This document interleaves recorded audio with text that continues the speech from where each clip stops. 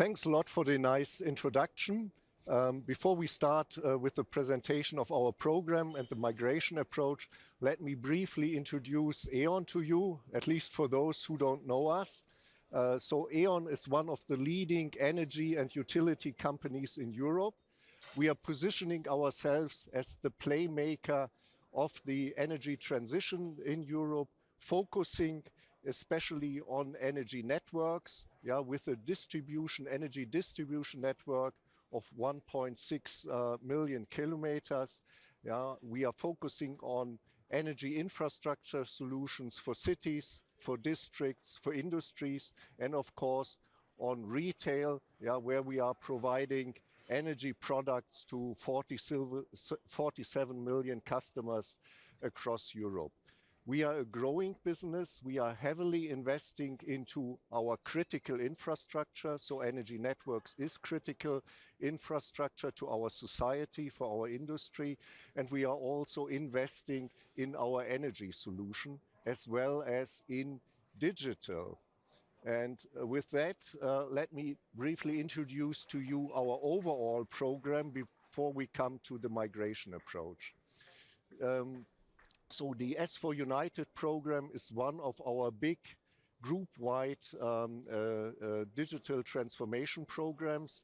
It's a full ERP implementation with finance, controlling, supply chain, asset management, maintenance, retail activities, supply chain, sales, and real estate. Also, beside the S4 United program, we have a sister program on the same platform, implementing asset management and network build and network maintenance processes on the same ERP platform. So we are looking for and we are implementing a one ERP approach for all group companies of E.ON. We run the system in the cloud. We use BTP for integration services, for enhancement services. We use AI services. We use, in addition, SAP Analytics Cloud. We are moving to DataSphere. I think that is something that a lot of you also do. What is maybe specific to our program is the size of the business and also the complexity of the business, in conjunction with the standardization approach. So we are looking for a one ERP standardized program system processes for all group companies to increase efficiency and also give the basis for further AI data use cases. In the end, we will have migrated more than 500 companies onto our systems with 46,000 users. We will have also decommissioned and replaced 11 ERP systems by then.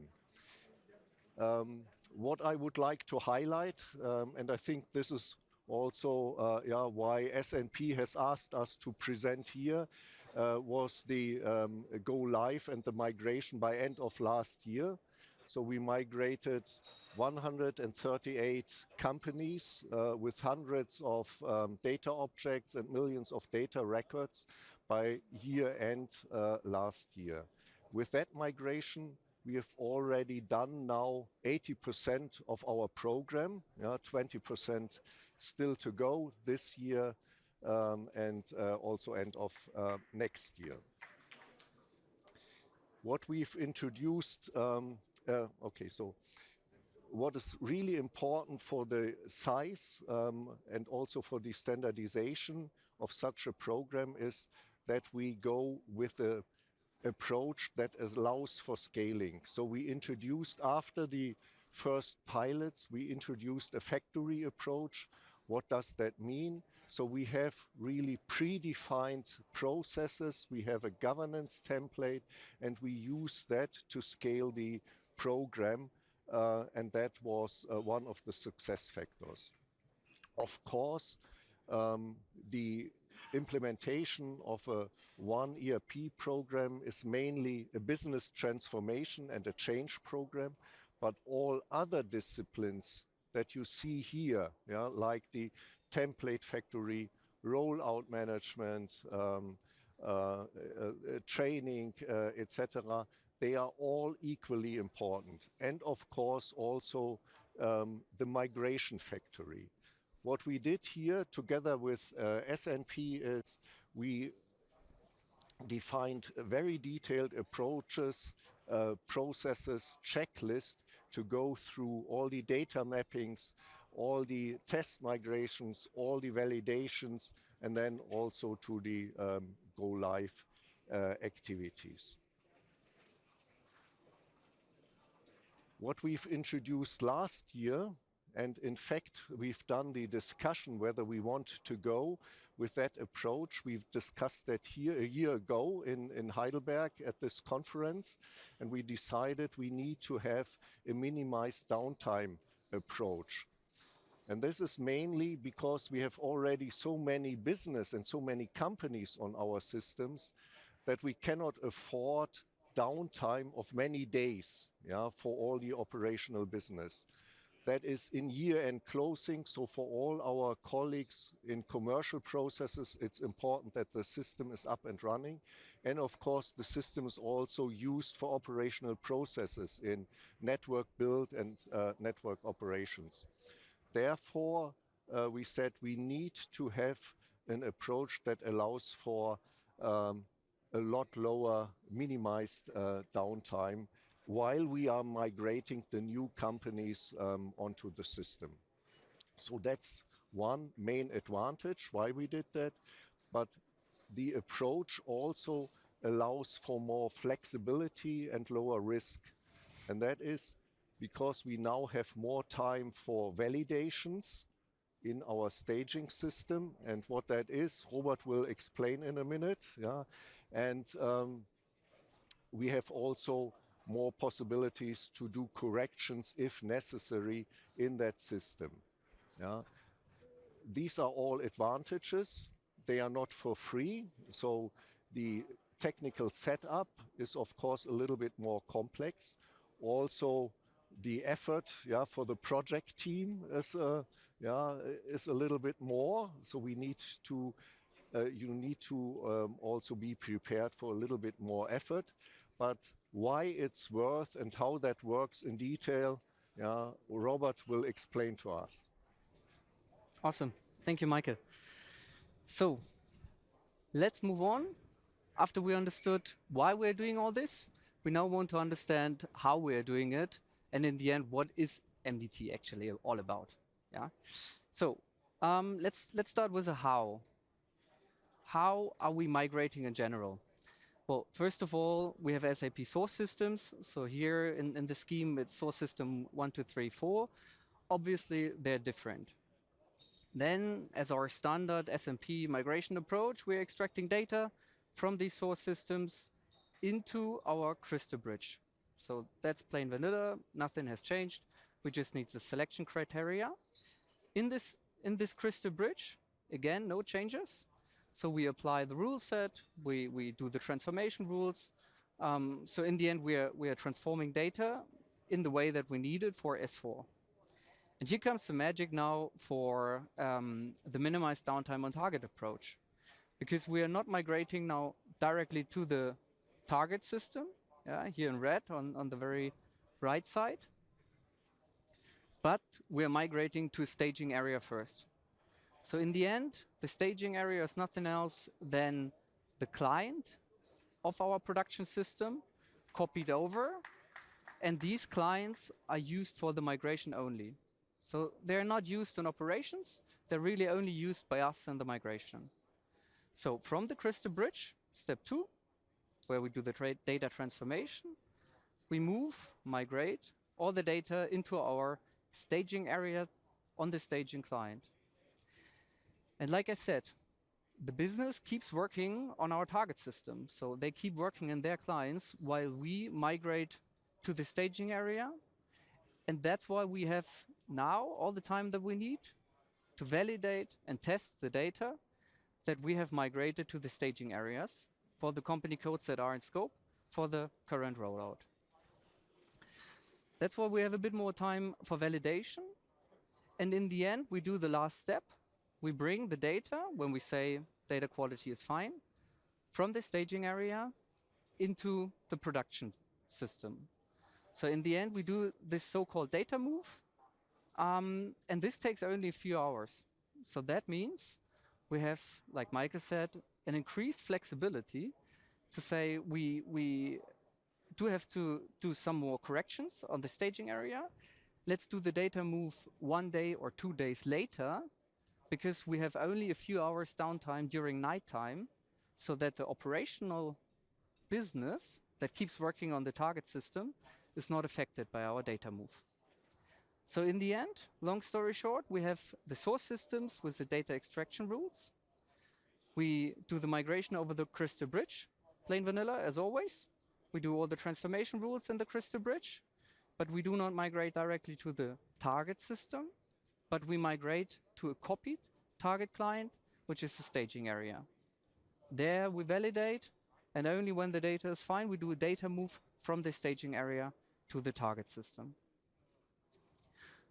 So let's deep dive a bit into this process. Here you can see, starting from the top left, that we first do a data copy of the target clients in our target system to create this blue box, the staging area. In the end, to this blue box, no one else has access than the migration team. This is quite important because obviously we do not want anyone to change our migrated data, and we need the time to validate there. Also, it is important to keep in mind that the productive business, or the operational business that we have not migrated in this rollout, but we have migrated earlier to S4 United, these businesses can just keep continuing their everyday life. Yeah? And this is a major advantage of MDT. Then, like I said earlier, step 2, we do the migration to this staging area, we do all the validation there, and we can even do correction loads. So we can do all the corrections that we usually do on the production client, now already on the staging client. And this obviously not just gives us a bit more freedom in terms of timing, because we simply have not all the business on our back to ask when can we have the system back, right? But we also have a lower risk, because we can take all the time that we need for validation. And when we are very sure that the data is fine to enter our productive environment, only then we will do the data move from the staging client, step 3, into the productive client backwards.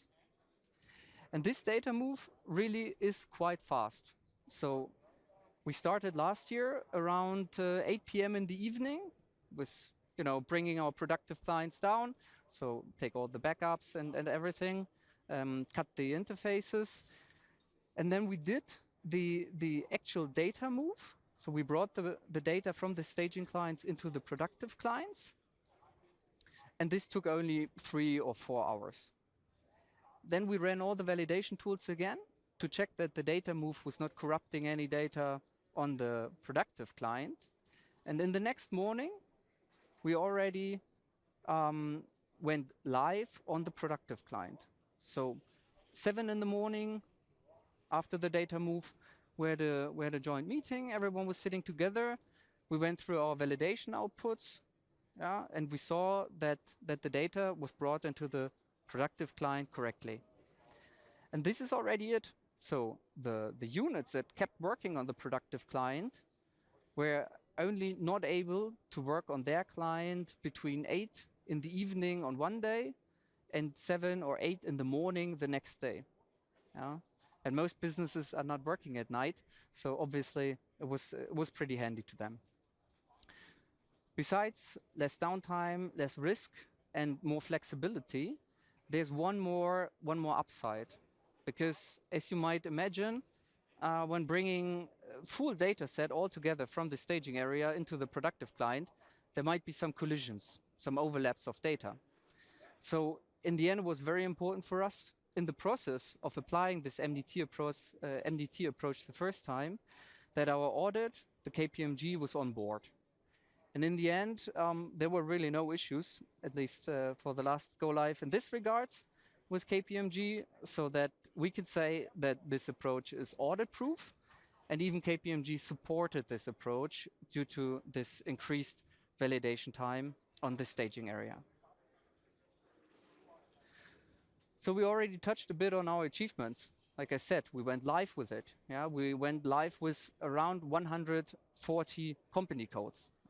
This is the size that some other corporates have in total, and we did it as one of our rollout years in the last year. So huge success from our end. That obviously came also with some downsides, you could say. Increased complexity, because we have more clients. We have more connections between the clients that need to be handled. We have a new approach, because we were migrating already 5-6 years before that in the standard approach of S&P. Now we changed that.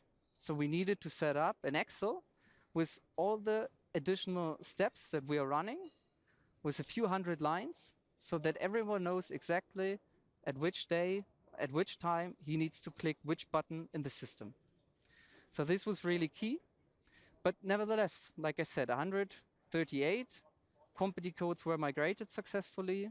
Huge amount of data, so 576 million records migrated, Just from the size of the data migration, it's huge. And the number that we are most proud of is 0, because we had 0 really critical risks.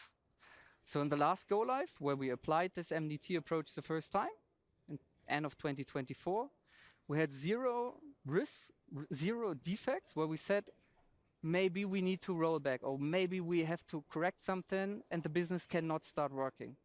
Nothing like this happened. And this is what we're very proud of. Obviously, we still have to correct a lot, or we had to correct a lot.